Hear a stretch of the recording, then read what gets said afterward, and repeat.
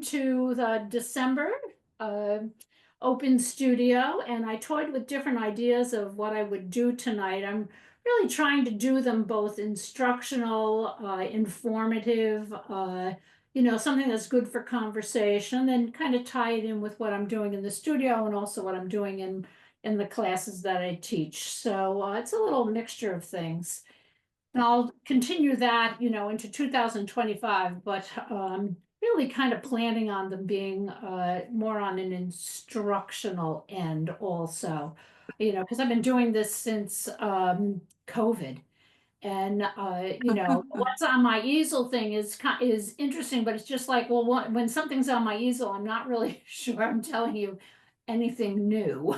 So trying to kind of like pull it all together here. But what we were talking about just before we got started, what really was, about the movement of the body and the arm and the hand when we are painting, and I'm going to address that. But feel free to chime in, and if I've missed something that you were talking about, please say that. And then then we were also talking about pastels and sorting them, which truthfully I think that that ability to be able to take the pastels that you have and sort them so that they're in a manageable way for you to reach them. I know a lot of people like leaving them in their boxes. I don't, because it doesn't really matter to me. I'm at this point where I can kind of tell if a pastel is hard or soft or what brand it is. In the beginning, I must admit, I did keep a lot of my pastels in boxes because I needed to get to know them first.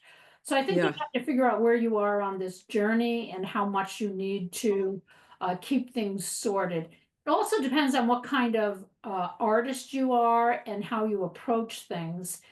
And if keeping them sorted or keeping them in their boxes is better for you. You have to do what makes the most sense. But Lori was just commenting on how, the whole sorting them by value and color really does help you get used to what you have. I think that's what you were saying, Lori. Did I paraphrase that correctly?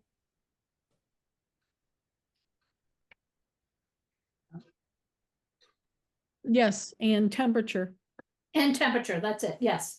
So it's and what have you found in doing that with your pastels? Because I mean you're past being a novice beginner, Lori. Right, So right. how much do you feel like you still need to do that? Um, well, I just have two new sets. Woo! Christmas to me. Yes. So I'm learning.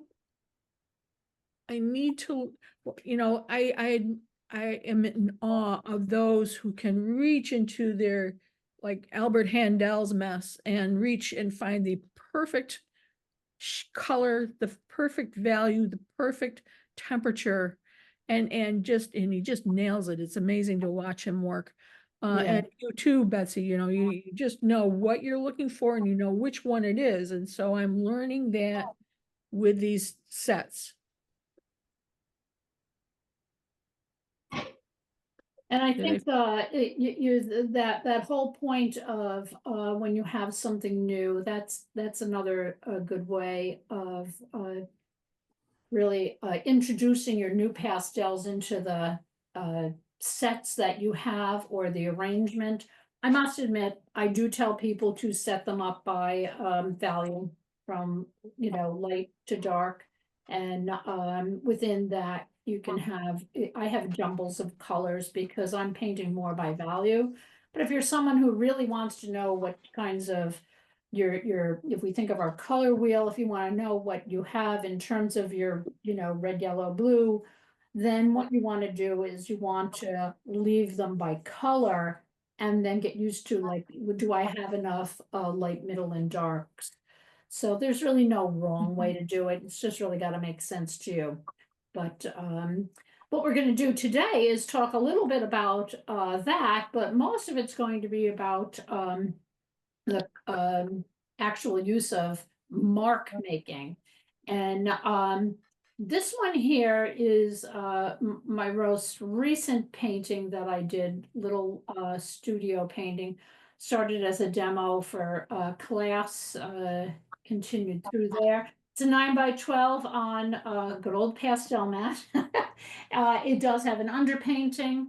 And this one here, I was really trying to bring in a whole variety of marks. And I thought to show this to you first so that when I go in and show how I make the marks, you can kind of imagine it. There are very large strokes in here. Okay, very large strokes in here that are the basis. That is a very good way of starting off your pastel, is thinking of it as if you were a painter. You'd have your big brush and you would be coating that canvas either to tone it or to block in areas. Well, you're going to do the same with your pastel. You want to block in those big areas first. From there, what you're doing is you're doing this gradual reduction of the area so that by the time you get to the end of, you're making smaller marks because you're adding in smaller areas of, to finesse the painting, whether it's light, as in this painting, or, in another painting, it could be, a different value. Most of us paint from dark to light, but it does not mean that you can't go back in, and you can definitely go back in and make an area Yeah. dark if you need to. But this one has a whole variety. There's a lot of scumbling that went on here with large strokes and then other large strokes, similar value, different color that went on top. So there's almost like a little shimmer in the background. I'm not sure how much that shows up on the screen. Large strokes in here that were then broken up with similar values of in here with large strokes.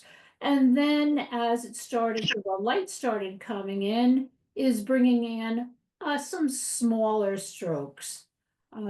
Through here, there's a lot of variation of stroke. I'm going to be showing you this one. Some of these drawing kind of strokes I really like.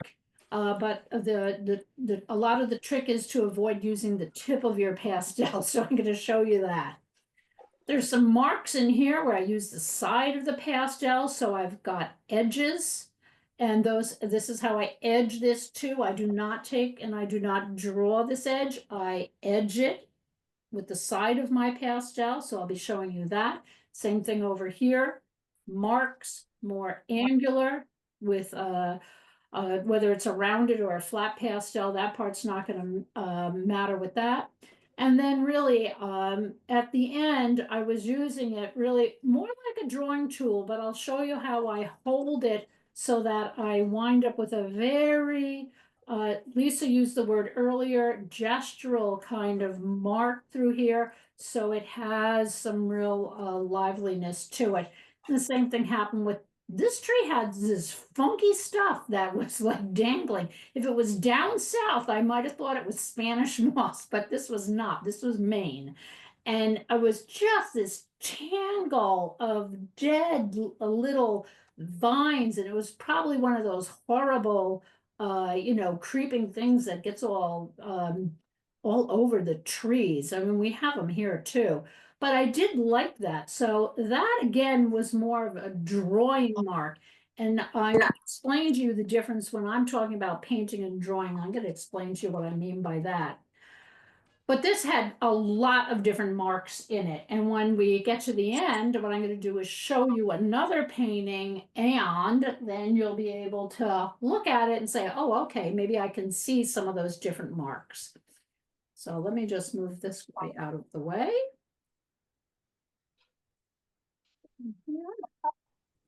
Okay, a nice white sheet of paper.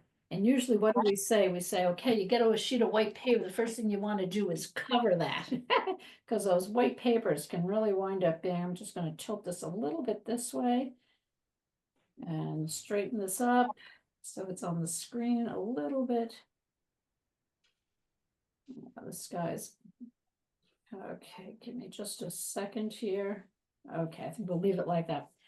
Okay, so this is what the pastel world, some of this is going to be repetitive, but whether you're, a novice or you're someone with more experience with pastel, it's always good to actually have refreshers. We have pastels that are very large. Okay, this is not even a whole Mount Vision pastel. Lovely soft pastel. You can see how much it's coming off. Rounded on all edges. Very sturdy pastel. Comes in a variety of colors. We also have another rounded pastel, Unison. And when I say rounded, I mean the edges. There are no angular edges on these pastels.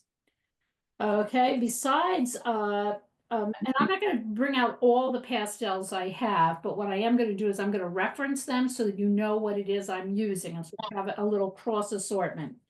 Other rounded pastels, we have Jack Richardson. They're rather smaller. Well, the sets I have are smaller ones. He may be bigger ones. That I'm not sure about. Again, really another nice soft pastel. Here's a rounded pastel that is smaller. It's more stick shape. Okay, this is going to make a different mark than the other ones we just did. This is a Girault pastel I absolutely love to travel with because although it is soft, it actually acts a lot of times. Maybe it's because of the shape of this stick, but it acts like a hard pastel sometimes. So I really like that. And what I mean by that is I can make a nice clean edges with this one. Okay, for our pastels that have edges to them. Okay, everybody knows good old Terry Ludwig. Okay, and you can see the difference here. It has real distinct edges. It's a angular, rectangular. The more you use it, clearly those rectangular edges disappear because you're smoothing them down. And then we have Great American, one of my all-time favorite pastels. And that one too has the angular, nice 90-degree edges there. For hard pastels, we have our new pastel. Well, now this one's not going to lose its angular edges as quickly because it is a hard pastel. So bear that in mind. These, the more you use that edge, the more that starts to soften. This one here, it's a hard pastel, so it'll keep its edges longer. But then we also have a very soft pastel, and this one here is a Diane Townsend. It's one of her thin sticks. And this is very soft, but it's going to come off a little different from the other ones. But I brought it out here just to show you how different kind of marks it makes. And then we have some well, I'm just going to bring out one of them. We have, and can everyone make sure that they've muted themselves? Okay, this is a part of a Diane Townsend tirage, and it actually is this one I've not used yet, so it's still in its wrapper. It really comes in this really funky rectangular shape, but with all soft rounded edges to it. They're not a hard cut. And that is in how they actually make the pastels. So sometimes they're patted by hand. Other times they are rolled. Some of them they're in such as a cookie tray, and they are sliced with wire or some sort of cutting tool. So there's all different ways that they make the pastel. Some of them are machine made. None of the ones that I showed you, with the exception of the new pastel, are machine made. They're all handmade. Rembrandt is machine made, and by that I mean it actually is the stick is created by machine, not by any hand manipulation. Okay, that's important to know. So when you're going through your pastels, the different types of marks are going to be whether or not you're using a soft or a hard. Okay, we've got a hard pastel right here. Make a nice edge. Or a soft pastel. I'm going to use ones with edges right now. Or a soft pastel. They're going to look very similar. Okay, this one here came out. I'm going to try to use the same pressure with everything because pastel marks are made by pressure. But in this beginning part, I'm just not going to try to keep the pressure all the same. So this one here surprised me that it came out that thick. It must have been just the way I was holding it. It's going to make a difference whether you're using a thick stick, okay, one that's bigger, okay, wider, okay, and we're gonna make wide marks, or whether you've got a thinner stick. Okay, and what's the thinner stick, we could use a variety of ways, but watch this. Okay, that one's bigger, wider stick using the side. Wow, that one's really dirty too. Jeez.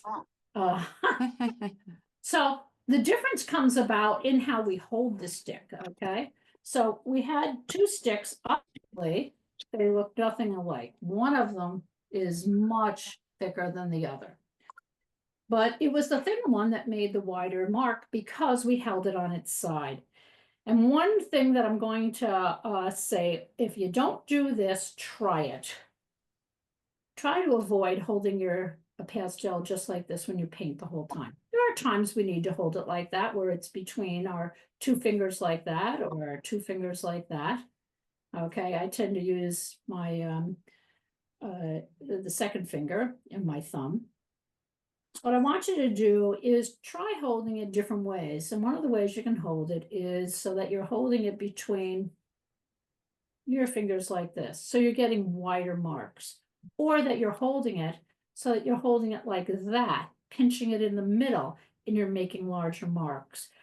Because part of the thing is with pastel is we don't have brushes that we can vary. Artists use various sizes of brushes for different parts of their paintings and what they want to create. What we have to do is we have to come in and we have to use our stick. So this thin stick can make a mark like this. It can make a mark like this. I can actually even roll that if I want. Okay, now that is not, oops, sounds like I just got a package. That's not getting a very large mark there that we can see, but a very subtle one. Let's see what happens when we go to this one. Okay, I used it on its side. I could break that and make it even smaller and have a smaller sideways mark. Let's see what happens when we go sideways with this one. Okay, very, very similar in the way that we use that. It's in how we're holding it. So play around with how you hold your pastels so that what you can do is you can do a variety of different things. This one here, I'm going to come through and I'm going to press that one. Okay. You get this very, very soft, subtle. You come in, I can hold it like this, and I can go like that. I can make a mark. I can come in. I can go like that.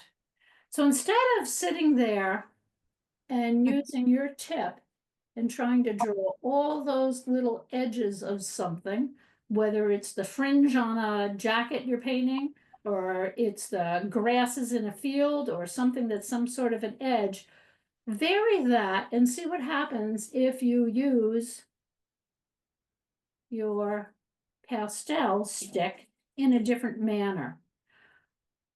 This one here, okay, well, we tried this one. That one came out very soft. So again, just going to do this little variation back and forth.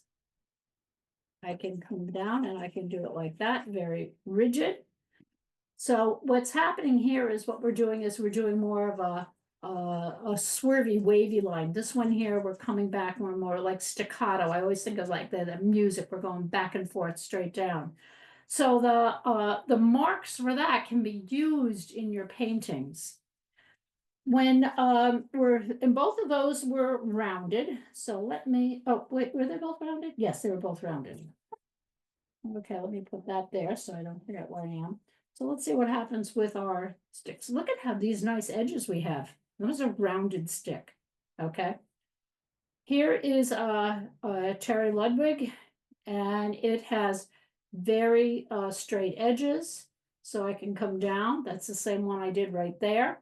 It's a real fine edge. As that goes on and you use these, and I pull one out, you're going to lose that softness. I mean, that softness. You're going to lose that hard mark that it can make. Sometimes the edges break and you wind up with, let's see what happens with there. Okay, it's just fatter because the corner there is not a nice clean angle. Okay, let's see what kind of marks we can go this way. So we can go down. Okay. Okay. That's similar to that. Well, that's that wavy one. Okay, this is a little bit. Are we seeing much of a difference in those? Not really, okay? Because what we're doing is we're basing this on how we actually are, for all these different ones, holding them different ways, but we're winding up with very similar sorts of marks. What's going to happen is when you switch over to pastels that are harder, you're not going to get the same sort of mark. Okay, so this one is a new pastel. So I'm going to do the same sort of thing, and that's that one right there. So we're going to put that straight edge right there. Okay, got a nice straight edge. Okay, it's wide. I'm going to come down. Okay, I can make a nice wide mark.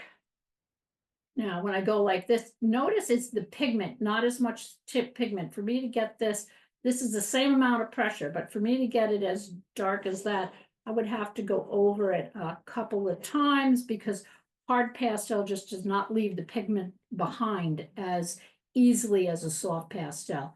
Let's see how we do when we do that little wavy one.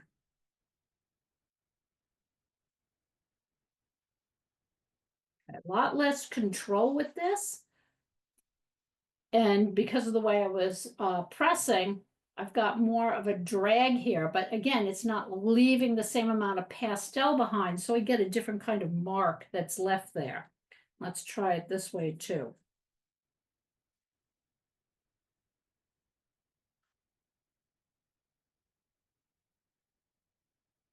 Now that one's very fine. Look at the difference in marks that are here. Hard pastel has left a very fine, I mean, it's almost like a comb, the marks that are made here. This one, that's because it's softer and I'm putting the pressure on there, I'm just not getting that same distinct, really, yeah, I mean, if you could see, hopefully you can see that up close, right in here. A really very crisp edge. These have crisp edges, but when you compare it down here, not as much at all. Okay, so those are your basic, the basic differences between your soft and your hard really is the amount of pigment that comes off it. So what does this all have to do with making strokes? Okay, so let me just move this one out of the way. Just gonna flip that up here.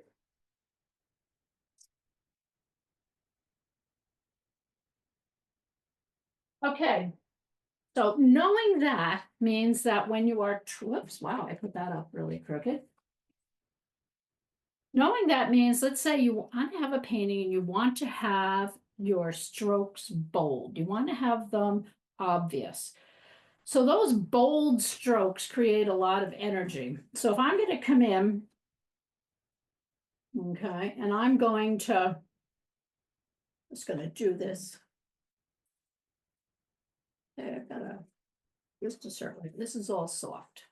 Okay, soft pastel. Very quickly, I'm able to get in there and do that. Economy of stroke. If you can do something in fewer strokes, okay, rather than drawing this and then trying to color it in. Not that there's anything the matter with that, but what might be a nice little exercises. How many strokes can I create a circle with? As opposed to drawing and coloring something in. Use that edge of the stick to create the edge of the object. I want to have a light source on this, and I want I'm going to have the light coming from this direction over here. Okay. So first thing I know, if the light's coming from here, I'm going to put light here again. I want obvious strokes. These are all soft. Okay. I used a round one, then I used a edged one. Okay. One that has a hard edge. This is Terry Ludwig right here. I want this side to be a little bit darker. I want it to, oops. Wanted to show up. Here we go. This is okay.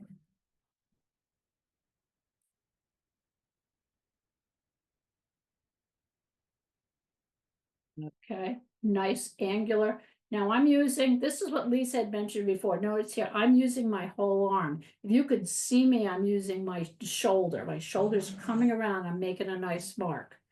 Yeah, this is a good camera angle. Betsy can Oh, really good. see it. Yeah, one of the things someone told me that they hold their pastel so lightly that they could drop it. I did an exercise once where the teacher said, I want you to start at the lightest grip and keep drawing and then go all the way to the heaviest grip. And what I learned was once I went heavy, I couldn't get back to light. You know, when you're nervous, I find I really grip the thing. So, you know, you Yeah, probably don't do it as much because you've been painting, but I've noticed with myself, I have to keep reminding myself to lighten my touch. And if I get frustrated or anxious or I'm hurrying, I really have to check that grip because I've noticed I really grip it. correct. And I'm using a lot of pressure here because I'm using drawing paper, not pastel paper. Ah, okay. I do tend to hold it very lightly. I do.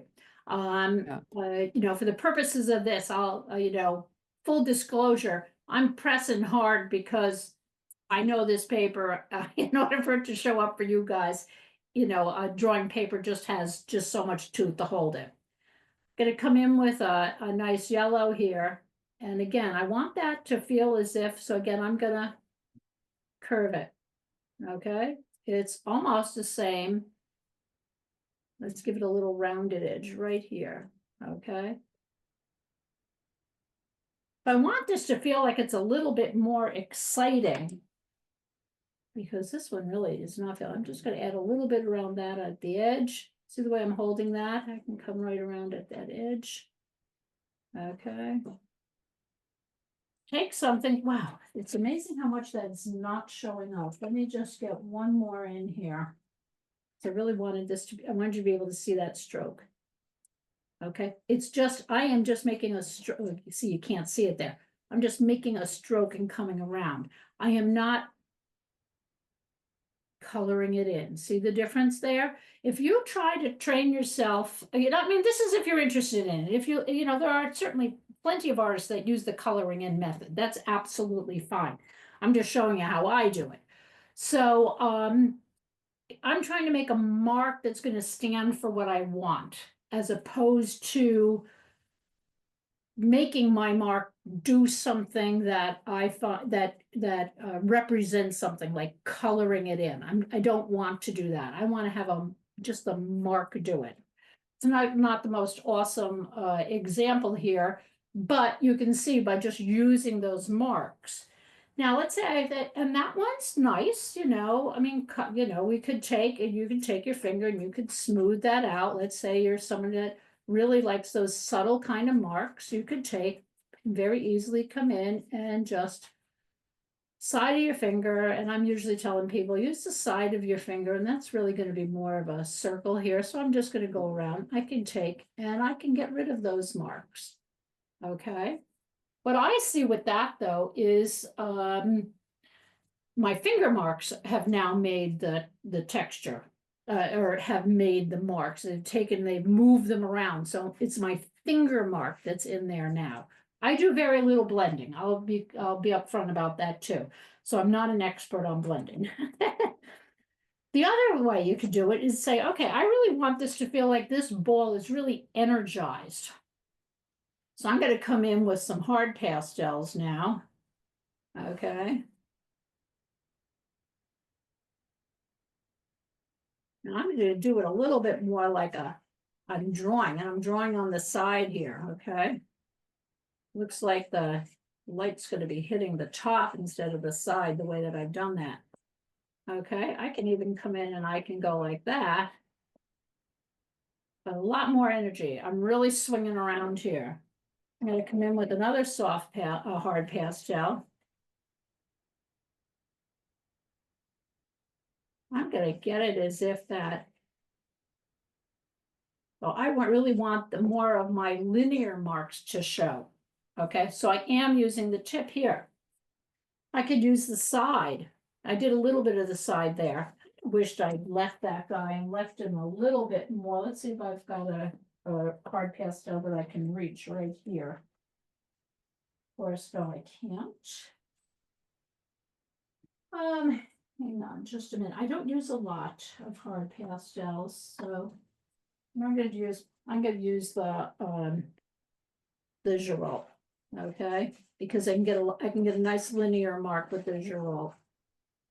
Okay, so I can come in, and it really, this starts taking on more the appearance of a ball of yarn, something that's very textural. And that kind of mark can really, you've got two different feelings that are happening here.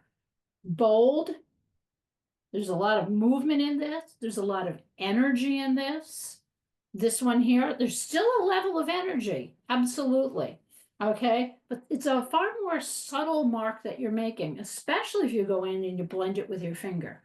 Okay, so you have to decide when you're painting, or sections of the painting as a whole, do you want it to feel as if it's really energized, or do you want to really feel as if it's something that really has a more calming, quiet feel to it?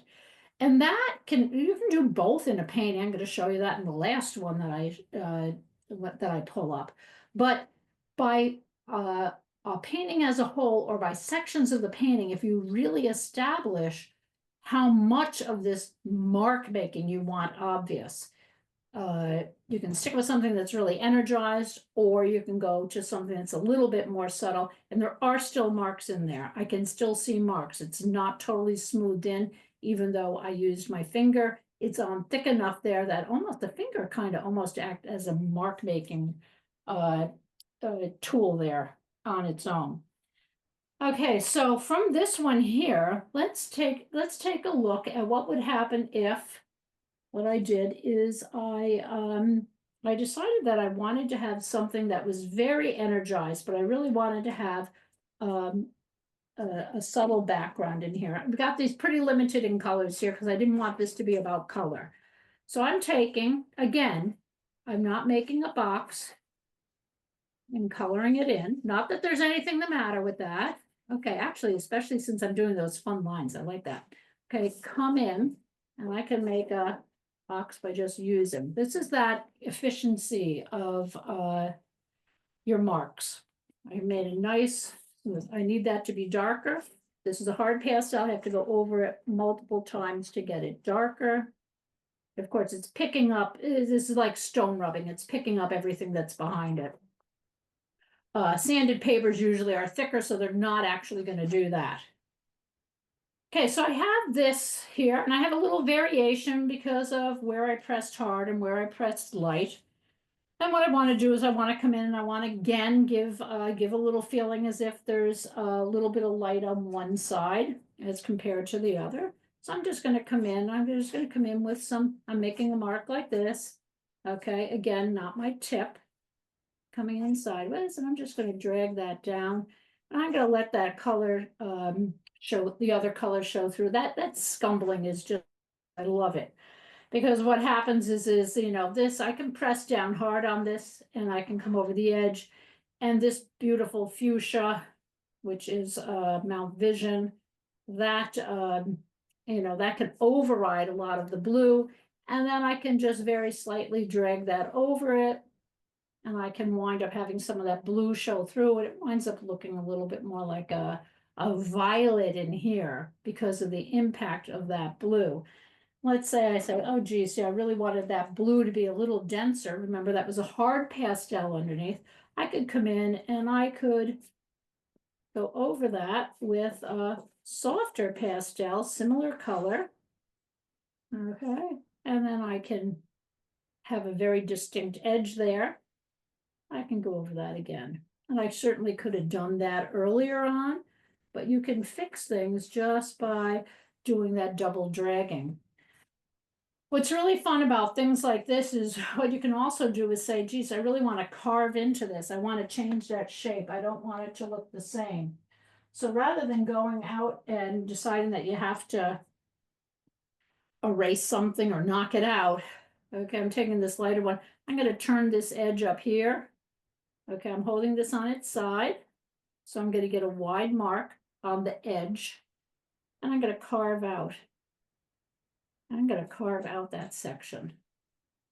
So Are you that applying a fair amount of pressure, Betsy? I'm doing a fair amount of pressure, yes. Even if it was real paper, okay. Even if Yeah, it was pastel you'd paper. probably have to, you'd have to use some pressure, especially to do something like that. to carve out.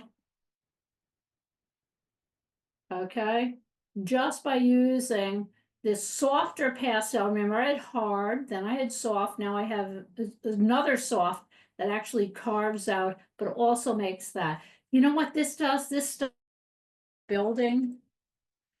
And it stops you from doing all the, you've got a little building and you've got a window, and you draw the little window, and then you draw the little line around the window, and then you color the window in. Well, let's make it yellow. And you color the window in, okay? Although that looks kind of cute, try that, okay? So that you're just coming in after you've done it and go over it.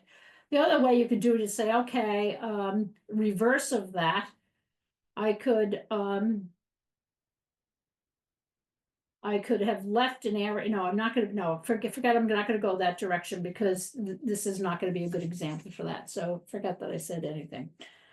Okay, so this same sort of thing. Now let's see what happens when I use more marks. Remember, I was using the side. Okay, I'm gonna do this same sort of thing over here, and I'm gonna use the same colors. Oh, oops, nope, I started with the hard pastel. Only I am going to, I'm gonna get in there, and this is what we talk about, that, that energized mark. I'm gonna get in here. And I am using a lot of the tip. Before I was using the side, and I'm using a lot of that tip. I'm gonna make this dark from the start, since I knew over here I wanted to make it darker. I'm gonna come in, same pastel. This time what I'm gonna do is, rather than dragging it, and getting that nice wide mark here, I'm gonna come in and I'm gonna do, this is very soft. Oh, this is a really nice color too. And I'm gonna,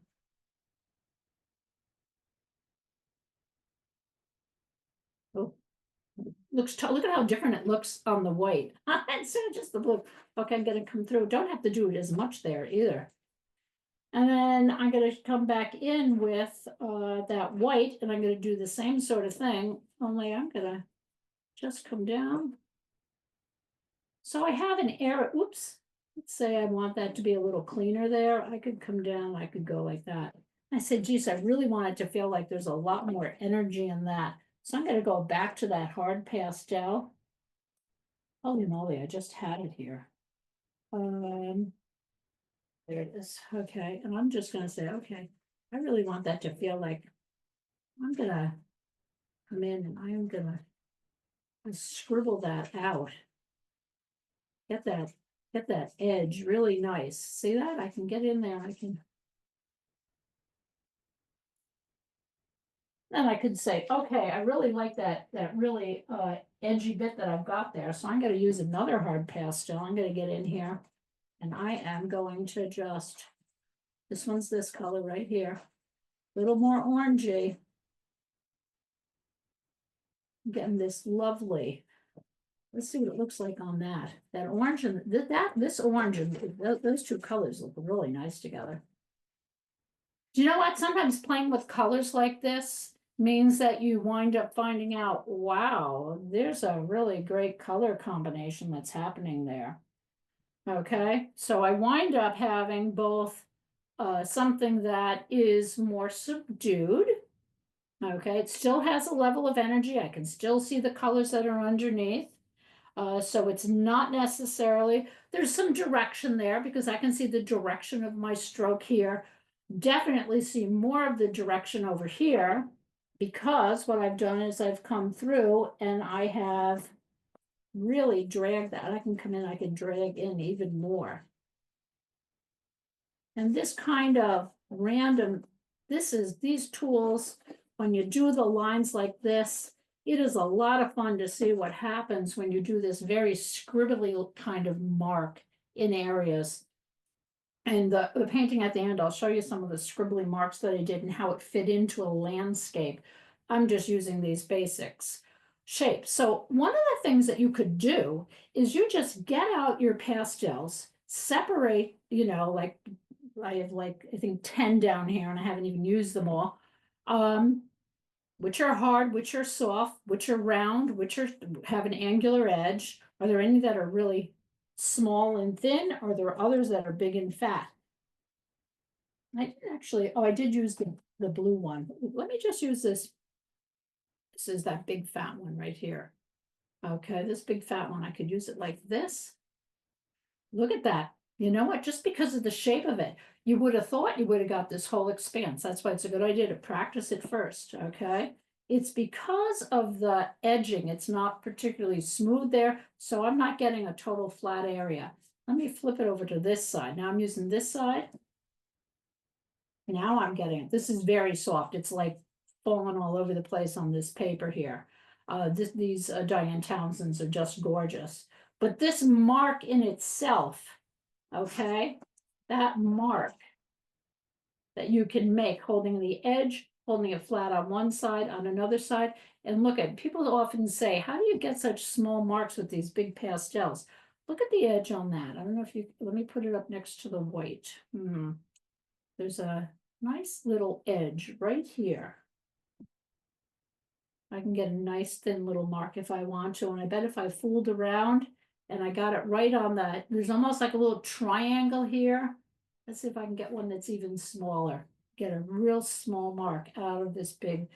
So by practicing what kind of marks your pastels make, you know, you can use them for a whole variety of things. So what we talked about was, besides the you know, the actual composition of the pastel itself, is when we're using it, is to think in terms of subtle, subdued, passive, relaxing, something that's more energized, you know, something that shows movement, more expressive potentially. I'm not saying this I think can be very expressive itself, but talking about marks, it's definitely more mark making that has an expressive feel to it. The same in here, the number of layers of pastel. I can look at that once and see what it is. I can look at this multiple times and say, oh my gosh, I didn't even notice there was an orange in there. Let's be fair and put an orange on that side. Okay.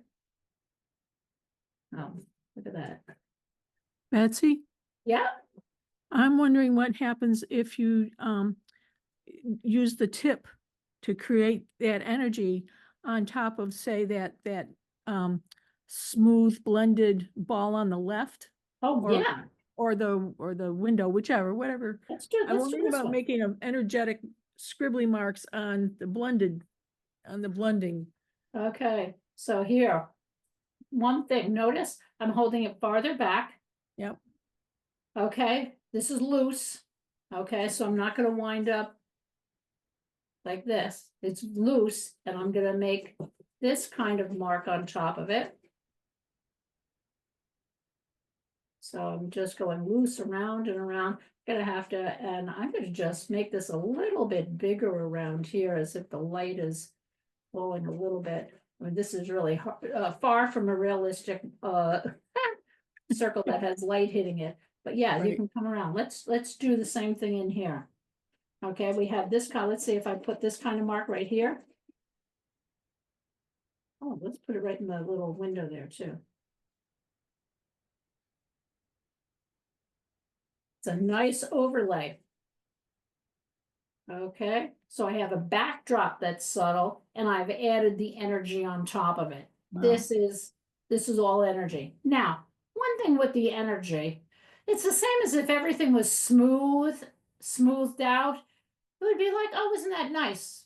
And they keep on moving. I mean, there's not a lot of to move up front and look at that painting more. You know, same here. It'd be, this could be like, how many times have you stood in front of a painting? It's like, oh my gosh, it's, you know, there's like so much activity in it. You want some calming parts. So you can actually come in here, and this area here, although there's a lot of marks, the values are all pretty close, and that's the same color that's running through there. So I'm not seeing a lot of the marks. I'm seeing more marks on this side because I've got a little bit more variation. So that's that hard pastel. Let me do it with one that's a little bit darker so you can see. Okay, I love this kind of stroke.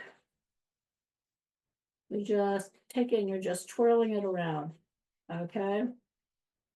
You can make areas darker.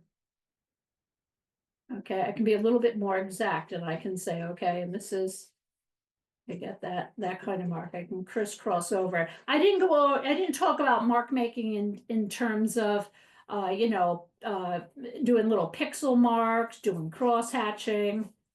Those are like actual mark making. I was trying to talk more about the overall impact, but, you can do all those. I think I did one not long ago on, mark making where you have marks that really are more painterly, such as the scumbling or the dragging one color over another.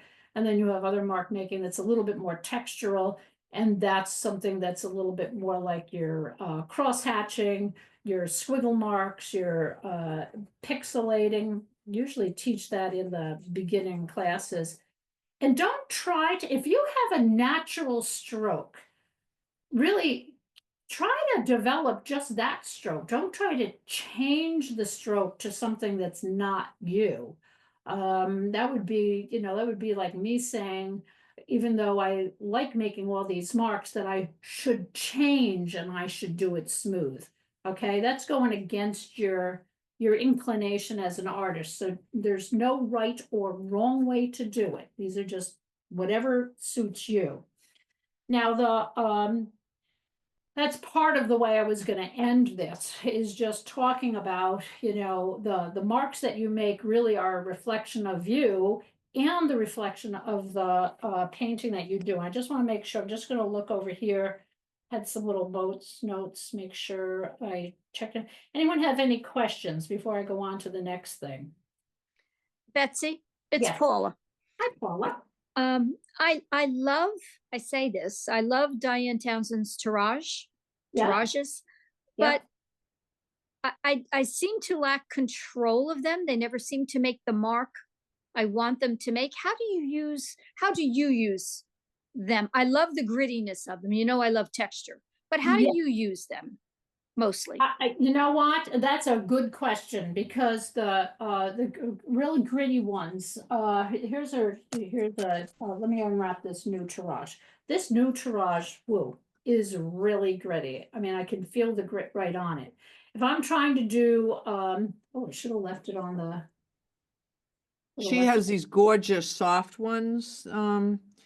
If you live in Massachusetts, Deb, I know you do, our little store in downtown Concord, she now sells a set of, and I bought this Earth set of Diane Oh, Townsend, yeah, the Earth. soft ones. They look like Mhm. little nuggets. Oh my God, they're so gorgeous.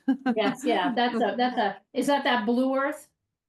No, it's the Diane Tirage soft pastels. Gotcha, They look sorry. Oh, more like little Earth set's nuggets. called, okay, got it, yeah. Yeah, she has 3 brands: thin line, soft, and then this one, or 3 lines. Yeah. One of my questions to you, Betsy, Well, is, can you just oh, hang on, I was just gonna finish with Paula, oh, okay? sorry. I No, didn't mean, no, I no, didn't mean that's to all interrupt. right. Sorry about that. Okay. That's okay. So I was just flipping the paper over because it's easier to show her on a color. Okay, with a tirage, no, I could be wrong, but I believe her tirages come in large and in smaller shapes. But the actual control for this, let's say if I was going to add this in large shapes on top, no, look at that's not even showing up. I doubt it's showing up on the screen. Okay, forgot that idea. I will go back to using just a white sheet of paper. It's very gritty, okay? So would I try to do something that I wanted to control with this? No, I would not. What I would do is I would go to one of her tirages. Oh, here we are. Let's do this one. This is a fairly new set. So again, this is one of her what does she call these? Soft forms. Let's see how it works with, okay, how it works with soft form. Okay, this is on loose. I'm only having trouble getting it off because it was doubled, but it's loose. You take that off, put the color on the inside, smear it, and put a little tape on it if you're someone who likes to keep track. I do that, but then I just throw them in a jar. So here we go. So here, a little bit more control with this tirage. So, if I wanted to, let's smear this. Look at that. Let's say I wanted to come in I could come inside. A lot of times I would come in sideways. See the way I'm doing that on this kind of a edge? So I'm trying to get that little edge on there. So you can see, but the color seeping through is just beautiful. It's similar to this where I was using the whole thing, only I was doing it on the side instead of a whole. This way was like this way was like that. Only that I was doing it on an angle and not that hard. Not sure if that answered your question, but if I was No, it trying to does. do- It does. Even seeing how it looks as you apply it is very similar to how it looks when I apply it. And sometimes I think I need to just work with what it does rather than trying to force it to my, Excellent. need, That is my whim. That's an excellent way of looking at it, because to tell you the truth, you may actually discover that you can do that. You know, Yes. that, going in with a tirage, because let's say the tirages this is like too light, but they're great for getting in there with this little marks like that, where you're just coming in and they're so, look at that lovely mark that you can make. They're a really sturdy pastel. Oh, they Really totally great. are. I use them often for the, my shells underwater and stuff like that, Yes, yes. where they're here and not here kind of thing. They pick up the texture of the paper, and I was They going to totally talk do. about the type of papers, but to tell Yes. you the truth, that would have been more than an hour.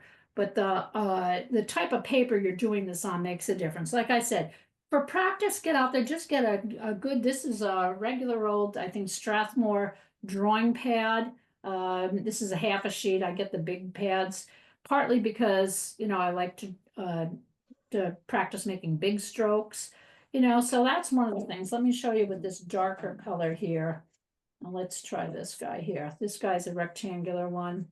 Okay, big stroke. Okay, now I'm standing to the side, so I'm not going to be doing it quite the way I do it. Okay, what kind of marks can you make? Okay, make big marks, get a big sheet, newsprint, something, and then just play around with it. I'm going to start off like this, and then I'm going to twirl it around, and then I'm going to go fat again, and I'm going to come up. What can I do with that one stick? So that I can make all different sorts of marks. The first one I put down really didn't show. You got a little thinness. Oh, wait, can't see it down there. Got a little thinness right there. It's all the same. Then it gets thicker and it kind of changes. All this same stroke came from that one pastel. So it's not like what you have to do is you have to have all different kinds of pastels to make these marks. You just need to get used to how can you make different marks with the pastels that you have. Because I'll be quite honest, you really don't need a whole load of pastels. I have more pastels than I need. I have palettes that I go back to that I like. So I'm going to use this one now as an example, just to show you some of the different things that I just did here. And let's just stick this guy. Make sure he show. Oh, wait a second. That's right. This is what I was going to do. Sorry about this. Let me take the tape off. Go back. Okay, so this has a hole right now. This one started as a plein air, and I didn't quite finish it. And there were parts of it that I wasn't really happy with, and that happens sometimes with paintings. I'm looking at my screen. The colors seem slightly washed out. They're a little bit brighter in real life than they are on my screen. So you can see up close. Can you see that? Do I need to bring it in farther, or can everyone see it close enough? Let me see if I can just. Okay, and let me hold that. I have a little bit of a shadow here because I do have it on a hook, so everybody ignore that. Okay, then we've got different sorts of marks. Notice back here, smooth, subdued, calming. Okay, even part of the tree that's over here, even into here, using far less obvious marks.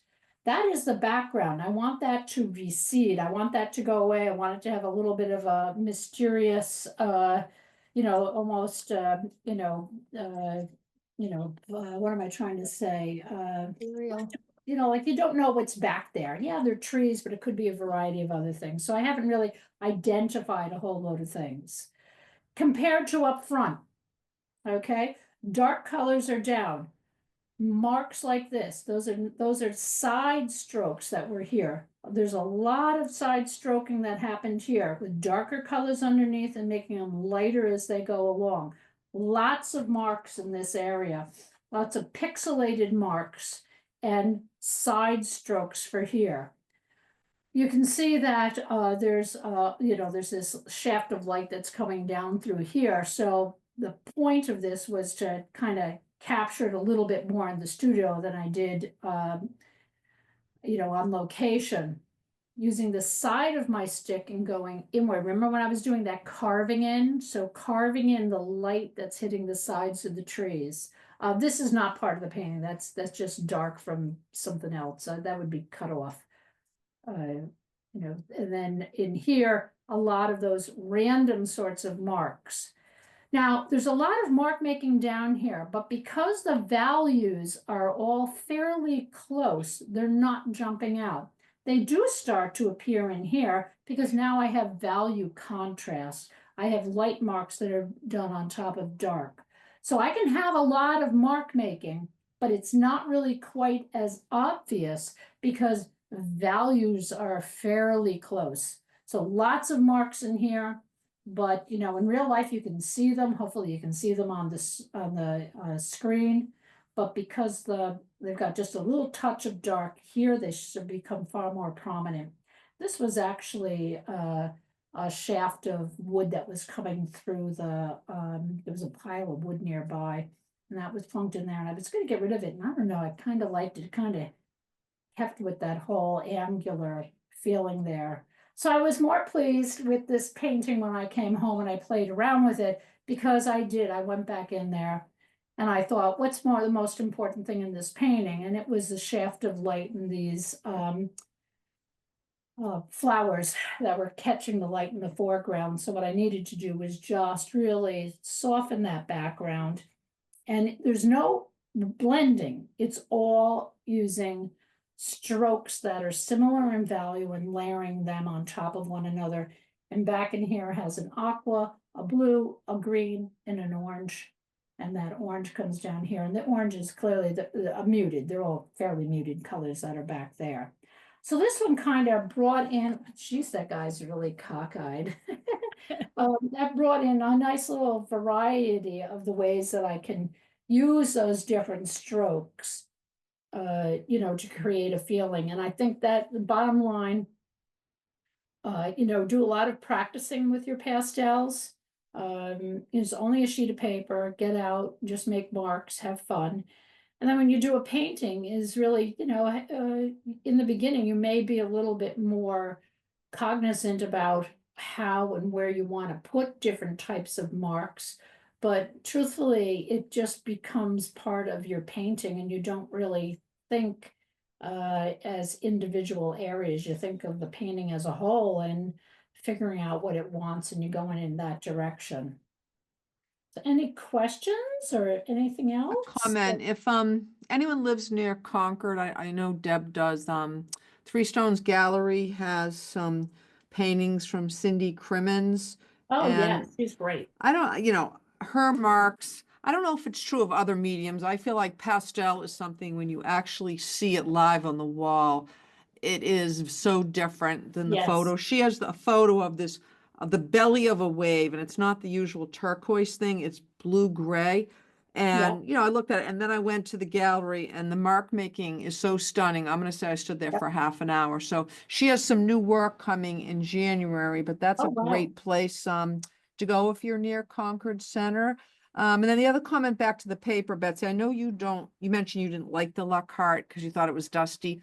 I didn't have Yeah. that experience with it. I think obviously paper is individual, but I bought the earth tones and they're amazing because you can let the paper show through on a lot of stuff. But I've never used a piece of paper where I so could feel the difference between the pastel brands. It's kind of like I play piano and like every piano displays differently to your fingers, but it's the paper.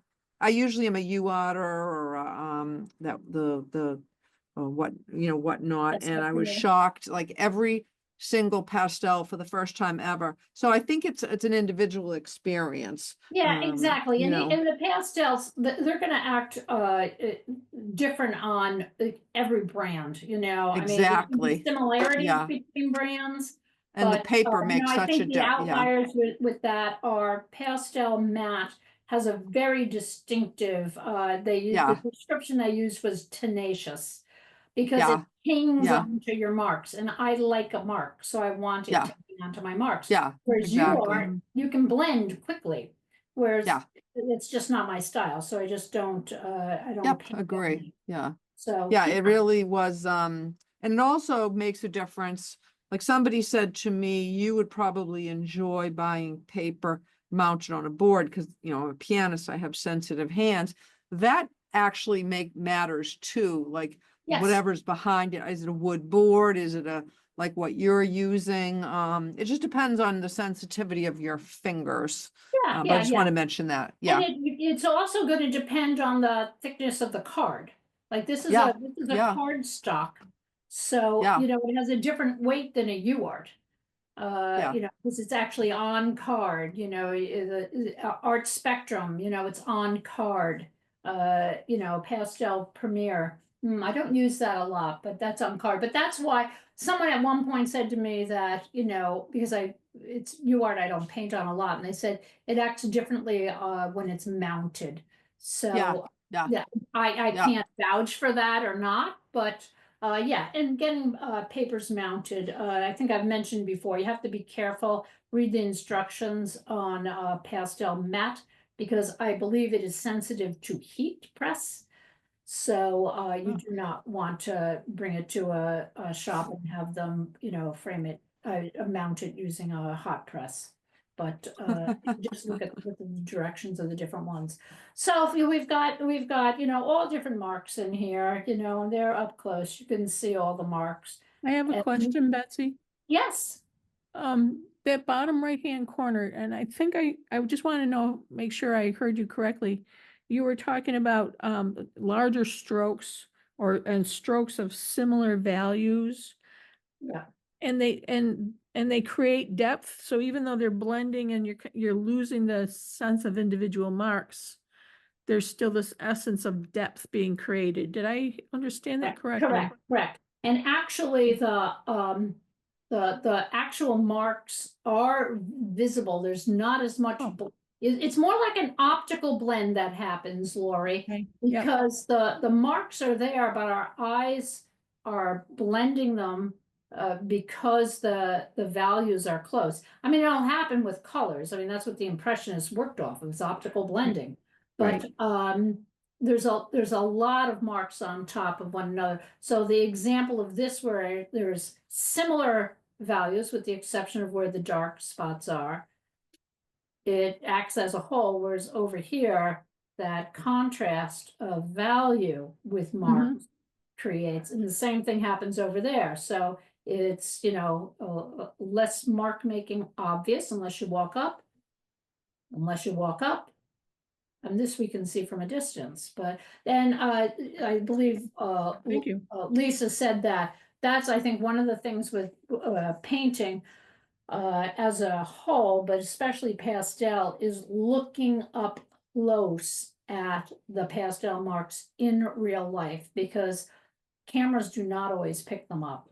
And, you know, it's just, I mean, I guess unless you go to a professional photographer that can get them. Yeah. I mean, I think mine are pretty good, but I wouldn't guarantee that even my best photograph actually captures everything that you could see with your eye. Yeah, when you brought it closer, I could see the individual marks then. Yeah, definitely. And I mean, of course, you know, and then on, you know, this sort of a setting, you know, there's then we're even more limited. But hopefully that was helpful for everybody. Very. Yeah, very, yeah. You know, and then just remember, just get out there and, you know, practice, you know, using bigger strokes and just doing that carving and You know, I know some people need to sit down, but I'll be quite honest, if you stand, you are more likely to make bigger sweeping marks because you are standing. And your body is in a position for your shoulders to actually take on some of the mark making. And, you know, with that in mind, I'm just gonna move this back so you can see that I'm actually am here today. So it's really important to just try that variation of, you know, different positions, you know, sitting on a stool. And that does give you a little bit more flexibility, but you think of it, you can, if you've ever watched Dawn Emerson paint, she almost, her whole body is in that painting when she is, you know, working with her pastels, you know, so it can be a very physical thing too. And you judge on how much of that you want that energy to get into your painting. But you know, takeaways, try standing instead of sitting. Practice, just use scraps of paper and just practice different ways that you can use your pastels, the sides of them as opposed to just the tips. And practice that with your both your hard and your soft, your round and your rectangular pastels. Okay, energy. Thank you very much. It can be subdued. You can have subdued. This has got subdued energy back there. That's where it needed it. Yeah. It didn't feel the same when I had a lot of energetic marks back there. Right, right. It's competing. So you wanna decide what you want out of your painting when you're doing it. Okay, Okay? wonderful. Thank you so Thank much. you. Thank you. Yeah, I'll be sending this out when I get it back processed. And I'll also include information on the next paint along, which is a week from Wednesday. And then the next coaching session starts in January, and that lasts January, February, March, and April. So You haven't taken the coaching session. I did, and I can vouch for it. And it's very different than what you think, because a lot of this coaching stuff is really like crack the whip.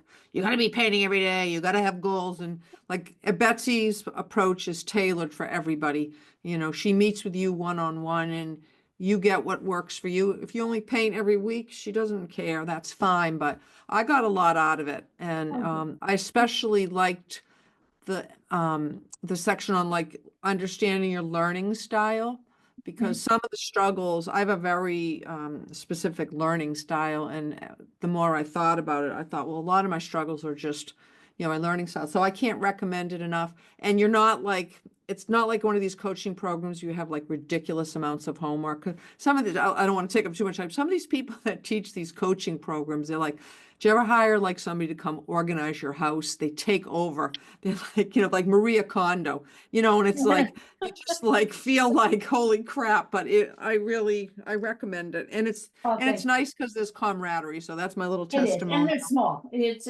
Yeah, more exactly. people. And you That's get a lot for, you know, you get a lot for it too. It's, yeah, I really recommend it. Yeah. Thank you, Hey Lisa. Betsy, it's Yes. Deborah. Are Hi. you planning on sending out the last paint along video? Yeah, I already did. I did that. I think it was like 2 days after the paint along. Oh, okay. Did you not get it? I'll look for it. So yeah, let me know, okay? Because yes, I did send it out. But I will good. double check my email to make sure that everything did go through. Okay, great. Yep, Okay. thanks. Okay. Okay, Thank thanks you, Betsy. everybody. Thank you. Okay, Thank you. enjoy the rest of your Bye. evening. We might have snow on the Cape. Yeah. We had a little today. Ugh. Yeah. Ugh. There we go. Thank you so much. We'll see you next All time. right, take care. Take care. Thank you. Thank you. Bye-bye. Bye-bye.